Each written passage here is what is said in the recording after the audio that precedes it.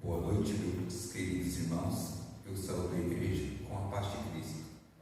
Nesse momento difícil que estamos passando por causa da epidemia que tem assolado o mundo, não sendo possível reunir-se como igreja no corpo físico, eu convido a todos a se reunir-se através dos nossos canais de comunicação que temos para proclamar a palavra do Senhor. Estamos separados como corpo físico, mas juntos em Cristo, e assim nós possamos rendemos glórias ao nosso Senhor Jesus. Amém? Amor, obrigado, porque o Senhor tem nos proporcionado, Pai, esses canais para que nós possamos juntos estar te louvando, bendizendo seu santo nome, Pai. Te rendemos glória, Pai. Estamos passando por momentos difíceis em nossas vidas, onde pessoas têm morrido, têm perdido sua vida, Pai, devido a essa doença que tem assolado o mundo, Pai. Te somos gratos, Pai, porque o Senhor tem sido bom conosco, Pai, tem feito com que nós conseguimos sobreviver nesse momento difícil que estamos passando, Pai. Te rendemos graças, Pai, porque o Senhor mandou o seu Filho Jesus Cristo morrer na cruz para dar vida eterna, Pai. Nós não somos merecedores de nada disso, Pai, mas pela tua infinita misericórdia, Pai, o Senhor nos dá essa condição de sermos salvos em Jesus Cristo, não por merecimento nosso, Pai, mas pelo teu amor, Pai. E te somos gratos por todas as bênçãos que o Senhor tem nos derramado, Pai, e que o Senhor tenha nos capacitar cada vez mais, Pai, para bendizer seu santo nome e proclamar seu nome e não desanimar mesmo essa terrível tempestade que nós temos passado, Pai. Eu quero que o Senhor esteja nos abençoando a cada um da nossa igreja, Pai, que está passando por esse momento difícil, e que o Senhor esteja visitando, Pai, os que estão enfermos, os que estão passando necessidade, Pai, e que nós possamos estar ajudando a cada um de acordo com a tua vontade. O Senhor esteja nos abençoando e continuamos viver em comunhão contigo, Pai. Essa a gente passa no nome do Senhor Jesus, Senhor. Amém, Pai. Boa noite, irmãos. Agora nesse momento a gente vai entoar 3 louvores ao Senhor, e o primeiro vai ser quebrantado. 1, 2, 3 e...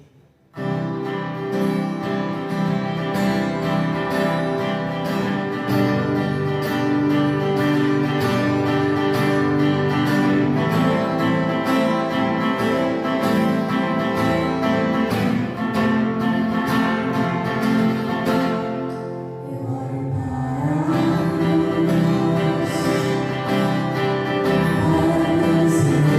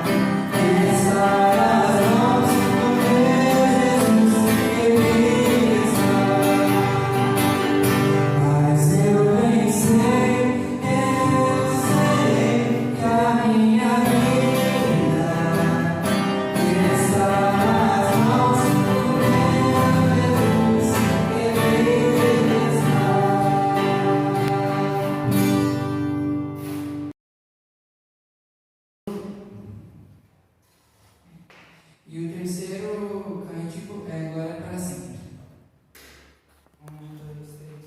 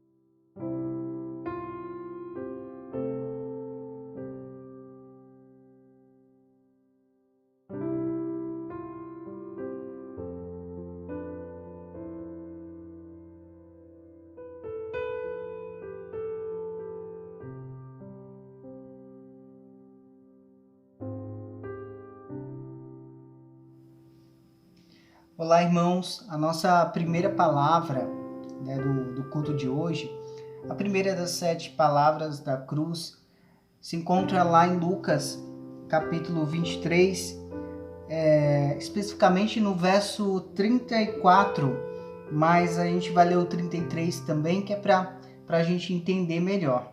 Né? O versículo 33 e 34 diz assim: Quando chegaram ao lugar chamado Calvário, ali o crucificaram, bem como aos malfeitores, um à direita, outro à esquerda. Contudo, Jesus dizia: Pai, perdoa-lhes, porque não sabem o que fazem. Então, repartindo as vestes dele, lançaram sortes. Né? Então, esse é o início, né, da crucificação de nosso Senhor Jesus Cristo. Né? Chama a atenção no verso 33 o detalhe de que ele foi crucificado bem como aos malfeitores, um à direita e outro à esquerda. Então, lembra de novo a humilhação que Cristo teve que passar nessa crucificação, ao ser crucificado, a morrer como um ladrão, um bandido, né? Coisa que nós sabemos que ele não é, nunca foi. Jesus, ele demonstra misericórdia quando ele fala no versículo 34, Pai, perdoa-lhes, pois não sabem o que fazem. Ele poderia muito bem, depois de já ter apanhado, né, depois de já ter sofrido, ele poderia chegar ali na cruz e as primeiras palavras dele serem palavras ríspidas, mas foram palavras de amor, foram palavras de perdão e palavras que transmitiam exatamente a mensagem da cruz, uma mensagem de perdão, uma mensagem de amor, realmente, que foi a mensagem que Deus ele quis nos passar, né? Do amor de Jesus Cristo morrendo na cruz do Calvário por aqueles a quem Deus quis salvar, né? Lembrando que Jesus, ele teve que sofrer a ira do próprio Deus, então ele, sendo Deus, teve que passar pela ira do próprio Deus, teve que se humilhar, teve que nascer num lugar simples, né? Num lugar mais simples talvez do que qualquer um de nós tenha nascido. Então isso torna ainda mais valioso o sacrifício de Jesus Cristo. Talvez se nós estivéssemos lá, nós não faríamos igual. Talvez a gente, ao chegar a esse local, a gente as nossas palavras fossem palavras ríspidas, palavras de rancor, mas as palavras de Jesus foram palavras que mostraram realmente a mensagem da cruz. Essas primeiras palavras de Jesus realmente mostram a mensagem da cruz, a mensagem e o único caminho, né? João, no capítulo 14, no versículo 6 do Evangelho de João, diz que Jesus diz: eu sou o caminho, a verdade e a vida, ninguém vem ao Pai senão por mim. Por esse motivo, Jesus teve que passar por essa humilhação toda. Por esse motivo, ele teve que ser crucificado entre dois malfeitores e morrer como um lixo da sociedade para pagar pelos pecados daqueles a quem Deus escolheu. Então, toda vez que você estiver diante da realidade do pecado que existe em você, lembre do perdão concedido por Jesus Cristo na cruz do Calvário. Também toda vez que alguém pecar contra você, e vai pecar, porque nós somos falhos, lembre do perdão concedido na cruz do Calvário. Lembre daquilo que Jesus falou: Pai, perdoa-lhes, porque eles não sabem o que fazem. Então, nunca se esqueça do sacrifício de Jesus Cristo e do verdadeiro sentido que esse sacrifício tem. Nunca se esqueça da mensagem do Evangelho, nunca se esqueça da mensagem que a cruz traz até nós, que é o amor e o perdão de Deus.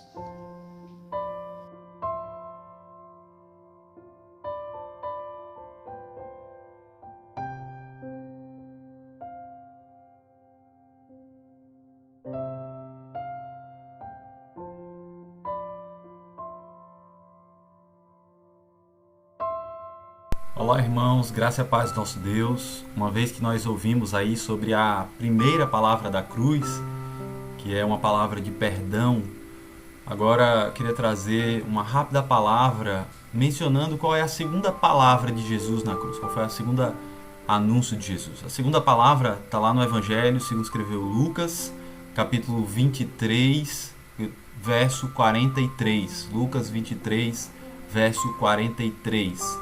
A segunda palavra da cruz é uma palavra de salvação, uma palavra importantíssima porque aponta para o propósito da cruz. Quando aquela pessoa estava sendo crucificado à direita de Jesus, vendo o exemplo de Jesus, ouvindo as palavras de Jesus, rogando ao Pai que perdoasse os seus executores, perdoasse aqueles que estavam tirando a sua vida, isso tocou o coração do ladrão do lado da cruz. E ele então, arrependido, se dirige a Jesus, se dirige ao nosso Senhor e diz: Senhor, lembra-te de mim quando vieres no teu reino. Jesus tinha em cima dele escrito Rei dos Judeus, e aquele homem de fato reconhece a soberania de Jesus sobre os judeus, sobre os eleitos judeus, sobre o povo escolhido do Senhor. E Jesus então se dirige a ele dizendo: em verdade te digo que hoje mesmo estarás comigo no paraíso. Essa é a segunda palavra da cruz. Hoje mesmo estarás comigo no paraíso. Que coisa maravilhosa, irmãos, podermos ter essa palavra do Jesus que estava entregando a sua vida para nos dar a vida eterna. Jesus haveria de morrer naquele momento, naquela sexta-feira, ainda que ele tivesse certeza de que no domingo ele ressuscitaria e nós estaríamos ressuscitados com ele. Ele disse para o ladrão da cruz: hoje mesmo estarás comigo no paraíso. Jesus havia vencido a morte, e como aquele que triunfou sobre a morte, que triunfou sobre o mal, ele pode declarar com autoridade: hoje mesmo estarás comigo no paraíso. Aquele homem passou a sua vida como um ladrão, como talvez assassino, um criminoso, à margem da sociedade, executado pelo mundo, mas perdoado por Deus. Isso nos mostra que a salvação é exclusivamente pela graça, não é pelo que nós fazemos, não é pelo quão bons somos, porque de fato aquele ladrão representa cada um de nós. Todos nós somos aquela pessoa que merece a condenação de Deus.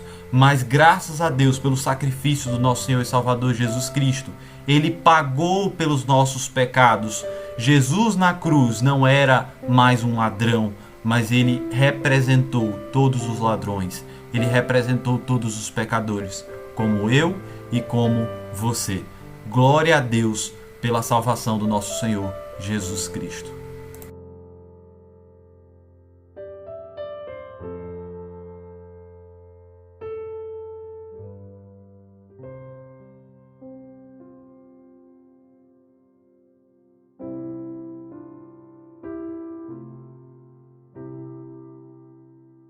Graças a todos os irmãos, com a graça e a paz do nosso Senhor Jesus Cristo.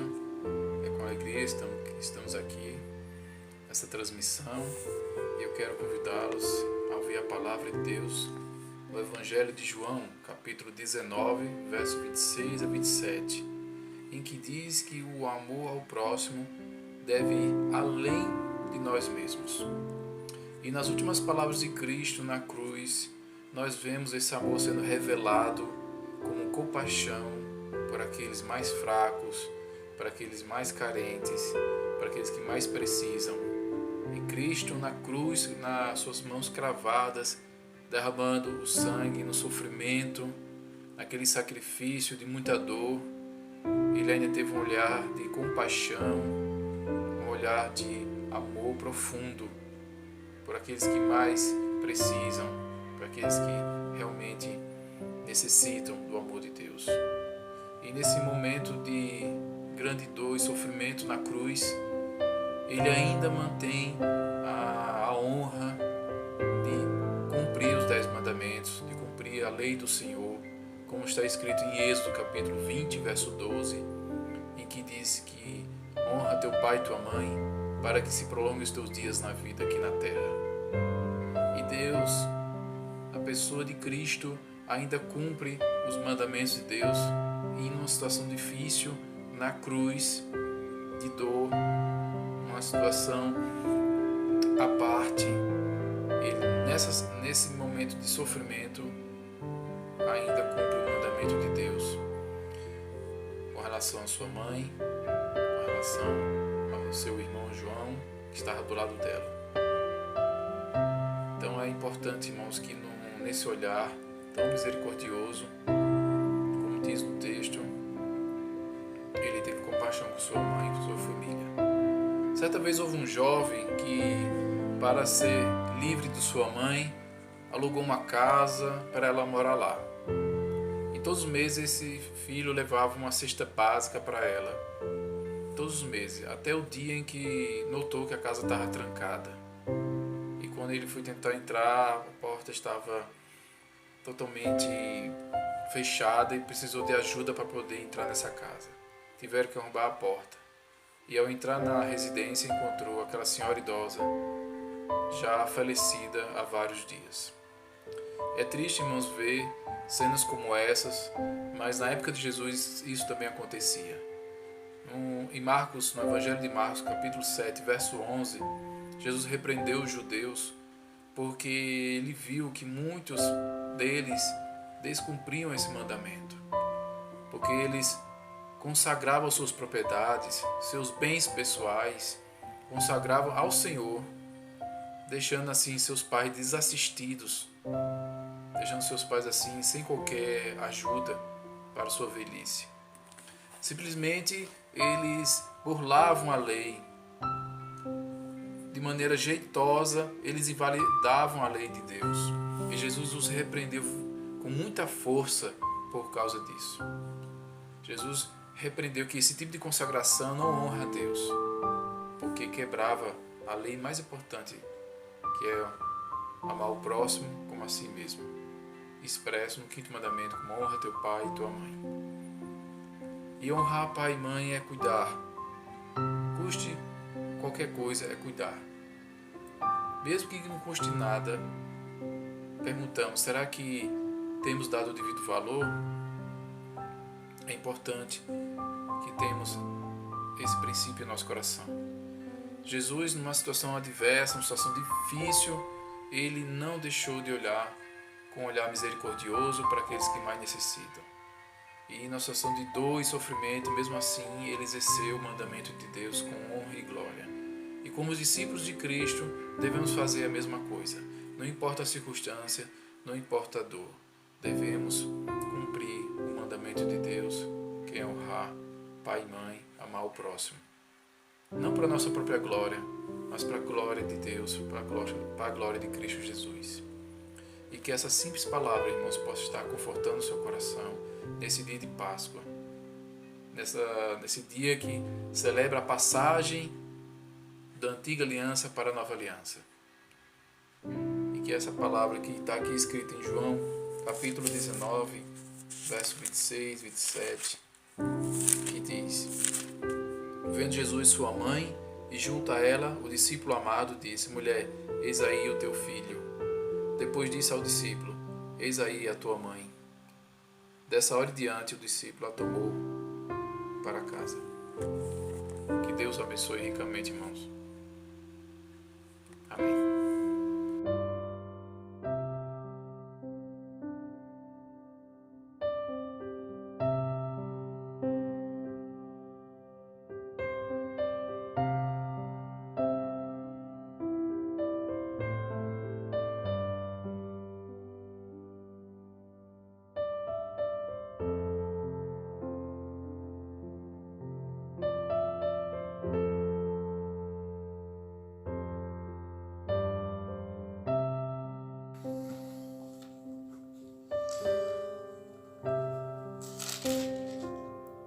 Bem, vamos dar continuidade à quarta palavra que Jesus proferiu na cruz do Calvário.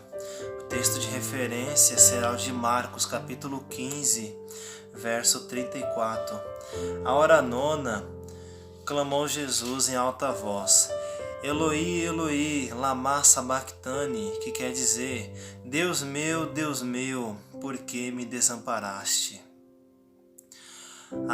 Essa quarta palavra que Jesus proferiu, que foi escrita unicamente por Marcos e Mateus nos seus respectivos evangelhos, ela faz referência ao desespero, o momento de agonia de Jesus. E aqui vale ressaltar algumas coisas. A primeira é que aqui já fala que essas palavras ele proferiu na hora nona, que era às 3 horas da tarde, horário qual Jesus, que foi registrada a morte de Jesus. Então, daqui em diante, são as últimas palavras dele. Outra coisa que vale ressaltar, que muitos colocam, que não podemos romantizar essa passagem. Falar que Deus ele desamparou, ele não conseguia olhar para o filho, porque o filho estava sofrendo, porque ele estava ensanguentado, porque ele foi surrado pelos romanos. Não devemos olhar para essa passagem com essas lentes, que Deus não suportou olhar para o filho que estava sofrendo. Mas o porquê Deus Pai abandona Deus Filho no momento mais crucial? Como é que um pai pode abandonar um filho no momento de sua morte? E aqui, irmãos, quando Jesus profere isso, nós vemos o cumprimento da morte vicária ou melhor, a morte substitutiva de Cristo. Aqui, quando Cristo está sofrendo, agonizando na cruz, e ele reconhece e mostra para nós que ele está sendo abandonado por Deus, é porque ele estava em nosso lugar. Ele estava sofrendo o castigo que o meu e o seu pecado merecia. Por isso que ele vai falar: por que me desamparastes? Porque ele estava aqui, nesse exato momento, sofrendo e recebendo toda a ira de Deus. É aqui que se cumpre a Escritura, que Deus Pai, ele moe Deus Filho. Aqui o Cordeiro, ele chega no matadouro e está sendo moído pelo Pai. Como nas Escrituras no Antigo Testamento falava sobre o cálice da ira de Deus, o qual Jesus também orou no Getsemane, aqui ele estava recebendo. Todo o cálice da ira de Deus, do furor da ira dele contra o pecado, estava sendo derramado em Cristo Jesus. Porque o pecado que ele está em nós, ele foi imputado em Cristo Jesus. E a ideia não é que Deus simplesmente tomou o nosso pecado, amontoou ele como um fardo, colocou sobre Jesus, mas sim que ele arrancou de nós e colocou em Jesus, porque a própria Bíblia nos fala que aquele que não conheceu o pecado, ele se fez pecado por causa de nós, para que nós fôssemos feitos justiça de Deus. E aqui, quando Jesus profere essas palavras, ele foi desamparado para que nós pudéssemos ser amparados por Deus. Aqui, nós que merecíamos a justa condenação que vinha de Deus, Cristo recebeu em nosso lugar. Só que diferente de nós, o pecado que nos corrompe, em Cristo, esse pecado ele foi extinguido, ele foi morto juntamente com ele. O pecado que nos corrompe, ele não corrompeu a Cristo. E a prova disso é que ele ressuscitou. Irmãos, aqui a gente vê o preço da crucificação. A gente vê o preço que Deus pagou para que nós pudéssemos ser salvos. E como aplicação, eu quero trazer a reflexão. Você já parou para pensar? O Cordeiro, ele chega no matadouro e está sendo moído pelo Pai. Como nas Escrituras no Antigo Testamento falava sobre o cálice da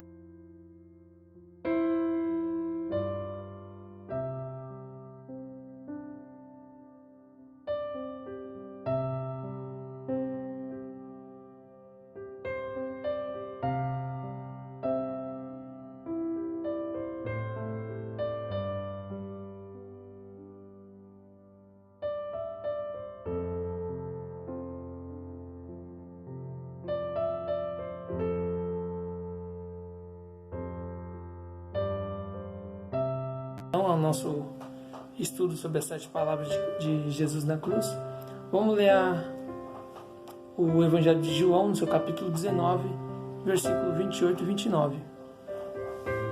Evangelho de João, capítulo 19, verso 28 e 29. O que diz o Evangelho? Depois, vendo Jesus que tudo já estava consumado, para se cumprir a Escritura, disse: tenho sede. Estava ali um vaso cheio de vinagre. Embeberam de vinagre uma esponja e, fixando-a num caniço de sopo, lhe achegaram à boca. Bom, vou recordando um pouco da história, né? Jesus saiu para orar. Depois de orar, ele foi levado para Pilatos. E aí foi para Herodes, voltou, teve seu julgamento, foi açoitado. E depois, além de tudo isso, ele teve que carregar a sua cruz até o momento da crucificação.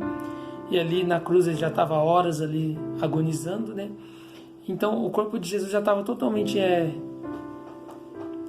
machucado, totalmente cansado, já tinha câimbras por causa de tudo que ele tinha passado, por causa de todo esse trajeto que ele fez.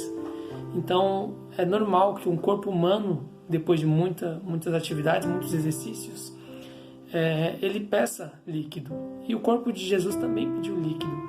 Então, quando Jesus diz, tenho sede, ele está manifestando ali o seu lado humano.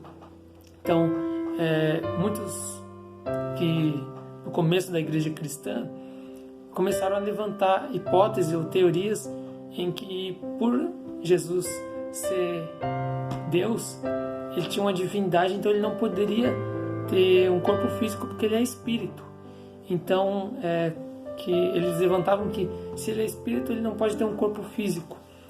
E aí, João, quando ele levanta, ele coloca esse texto e coloca a fala de Jesus, né? Tenho sede. Ele está justamente querendo colocar o lado humano de Jesus. Durante todo o Evangelho de João, o autor ele vai colocar em ênfase a humanidade de Jesus. Por quê? Para mostrar que Jesus ele era homem como nós, exceto a questão de não ter pecado. Então, Jesus, quando ele fala tenho sede, é o seu lado humano que está se manifestando ali, o cansaço de um corpo humano, como naturalmente acontece. Então, acaba com a teoria de que Jesus era Deus, então ele não sentia as mesmas dores que a gente. Esse versículo, essa fala de Jesus, mostra justamente o contrário, que Jesus, por ser humano, ele também tinha sede. Ele era 100% Deus, 100% Espírito, 100% humano. E aí o lado humano de Jesus se manifesta através dessa frase ou desse momento, né? João também ele faz questão de mencionar a divindade de Jesus também nesse trecho, porque o texto diz para se cumprir a escritura disse. Que escritura que ele está se referindo? Ele está falando a citação do Salmo 69. Salmo 69, que é um salmo messiânico, né? Que fala sobre o Messias, fala sobre o próprio Jesus. Salmo 69, o verso 21, diz assim: 69, 21. Por alimento me deram fel, e na minha sede me deram a beber vinagre. Então, a escritura aqui, ela já está apontando o próprio Jesus, que na sua sede deram vinagre. E isso se concretiza lá no Evangelho, na sua crucificação. E por isso que o versículo 28 faz questão de enfatizar para se cumprir a escritura. Então Jesus, aqui é o nosso segundo ponto, ele mostra não só o seu lado humano, mas ele mostra a sua divindade, porque ele faz com que tudo se caminhe para o cumprimento das escrituras. Muitas pessoas, os fariseus, os estudiosos da época, eles duvidavam que Jesus era o Cristo. Então o tempo todo Jesus, através das escrituras, através das suas atitudes, né, ele faz questão de comprovar tudo aquilo que as escrituras já diziam do Messias. Então quando ele coloca tenho sede, ele já faz propositalmente para trazer o vinagre. Porque se você ver o versículo 28 lá de João, vai dizer bem assim: vendo Jesus que tudo já estava consumado, para se cumprir a escritura, disse. Então é como se ele tivesse um projeto todo e esse projeto já estava quase completo e faltava alguma coisa, que era o vinagre. Então, aí o texto diz, né, para se cumprir a escritura. Então ele faz propositalmente, ele fala tenho sede, por causa que o seu corpo pedia, né, ele estava esgotado. Ele diz tenho sede, e aí trazem vinagre para ele, e aí a escritura lá do Salmo 69 acaba se cumprindo nesse momento, na sua sede, trazendo vinagre para ele. Então a gente pode ver dois lados nesses dois versículos aqui de João. O primeiro, Jesus mostrando a sua divindade, mostrando a sua humanidade, né? O seu lado humano, ele era 100% homem, 100% Deus. Então o seu lado homem clama por água, e o seu lado, a sua divindade também é mostrada, porque ele faz com que tudo caminhe para que se cumpra as escrituras. E fazendo com que se cumpra as escrituras, ele mostra para aquelas pessoas e para nós que ele era o Cristo, ele era o Filho de Deus, o Messias que foi escrito lá no Antigo Testamento, nos Salmos, nos Profetas. Ele era o Messias, aquele que a palavra já vinha sendo anunciada. Então a gente pode analisar nesses dois textos as duas divindades, a divindade de Cristo e a sua humanidade expostas através da frase tenho sede. Ele era humano como nós, porém sem pecado. E através da sua atitude, ele também mostra que ele é o Cristo, Filho de Deus, aquele que foi anunciado e que veio trazer a salvação para todo o seu povo. Amém?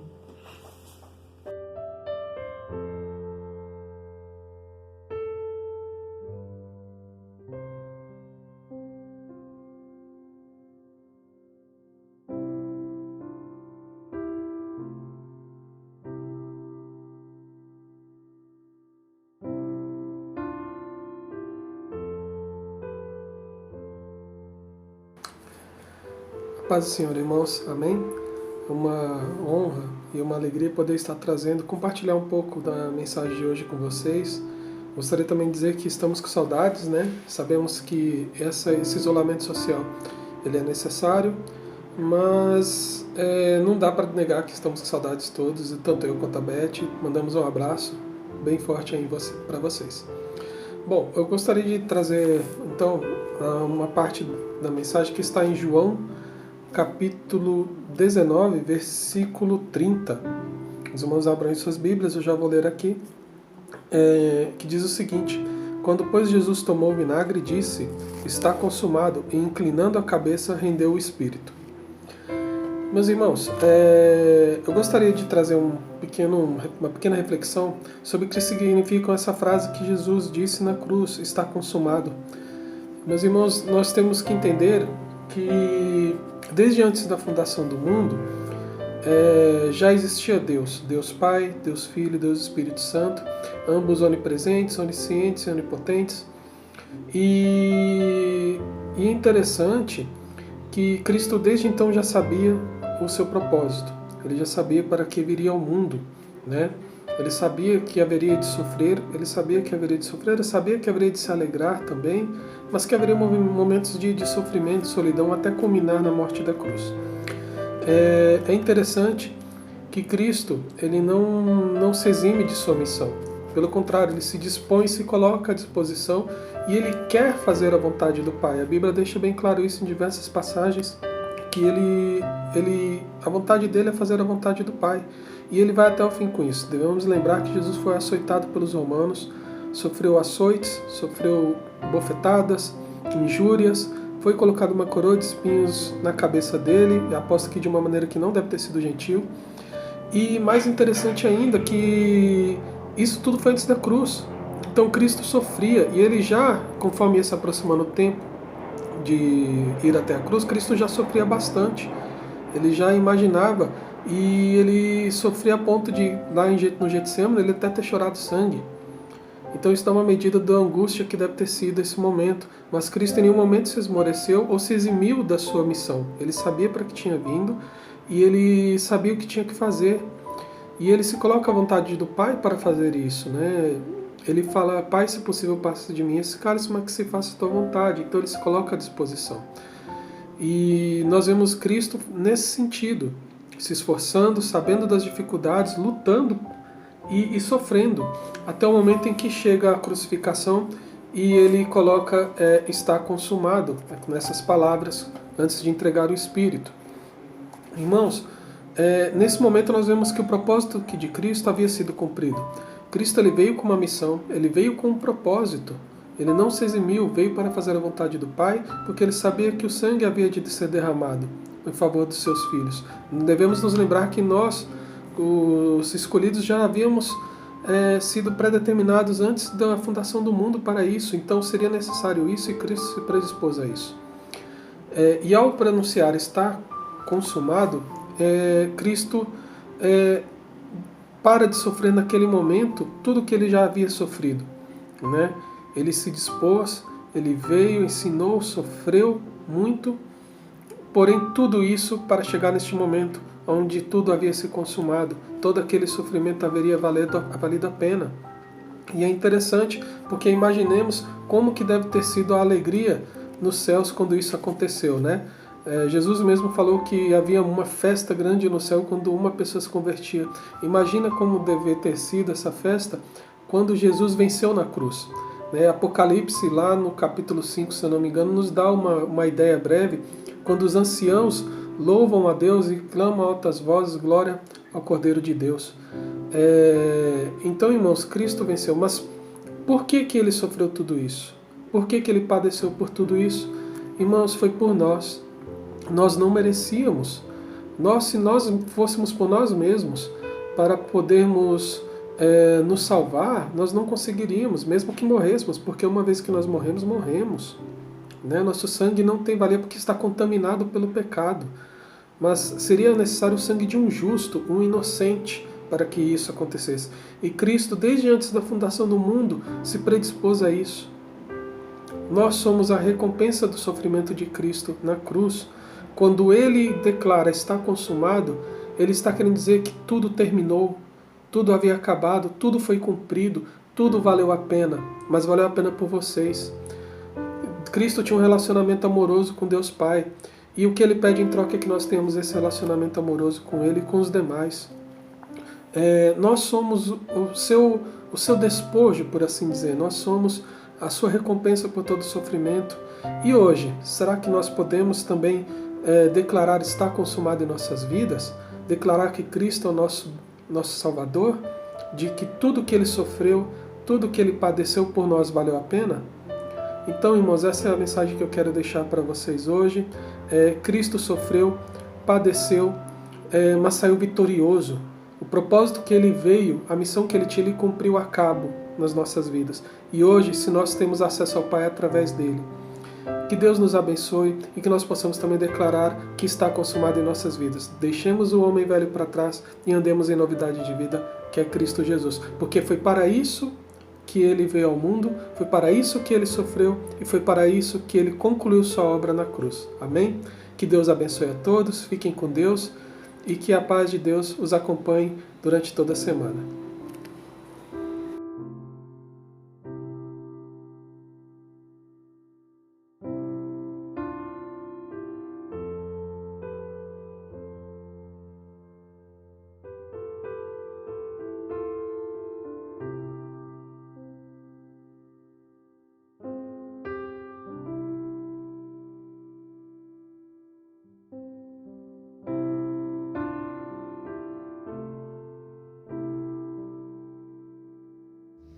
Irmãos, a nossa última palavra se encontra em Lucas, 23.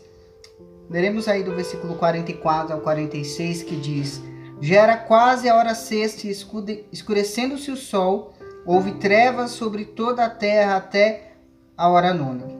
E rasgou-se pelo meio o véu do santuário.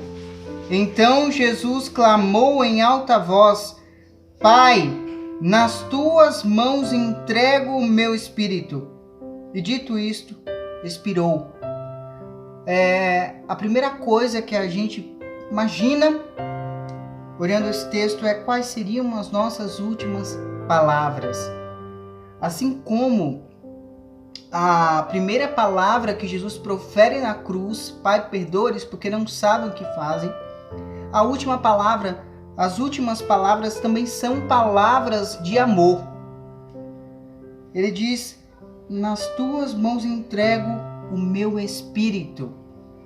Então, estava consumada a obra de Jesus Cristo na cruz do Calvário. Ele se entregou.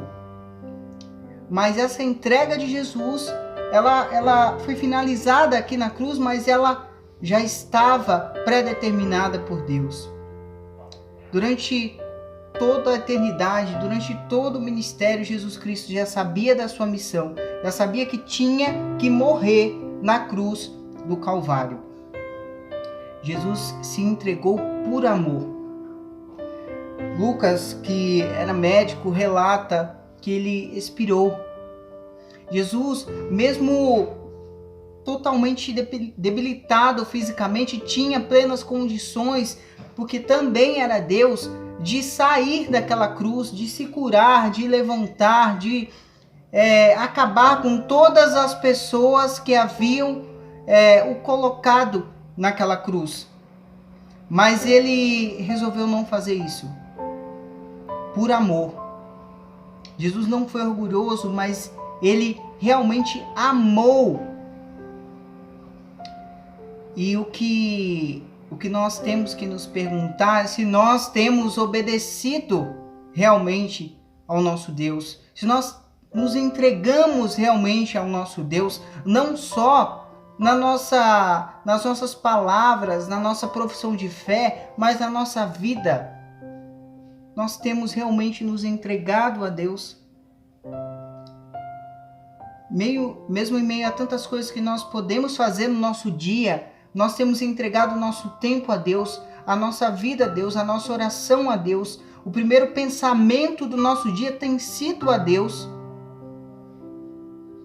Porque a nossa entrega a Deus não pode ser só em palavras, mas tem que ser em vida, tem que ser em atitude. Temos que viver para a glória de Deus. Nós também podemos nos entregar a Deus verdadeiramente. Nós devemos nos entregar a Deus verdadeiramente. Às vezes a gente se encontra sem fôlego só de pensar nos problemas que aparecem na nossa vida. Pessoas se encontram sem fôlego só de não poder sair de casa por conta dessa pandemia do coronavírus.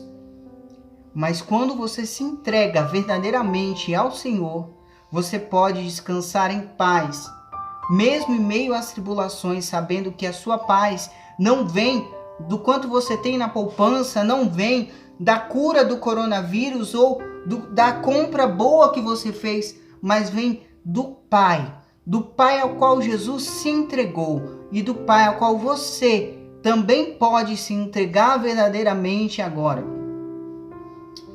Então, aproveite esse momento para imitar o nosso Senhor Jesus Cristo. Aproveite esse momento para dizer verdadeiramente com os seus lábios: Pai, em tua mão entrego o meu espírito, em tua mão entrego os meus problemas, em tua mão entrego a minha vida, em tua mão eu entrego a ansiedade do meu coração.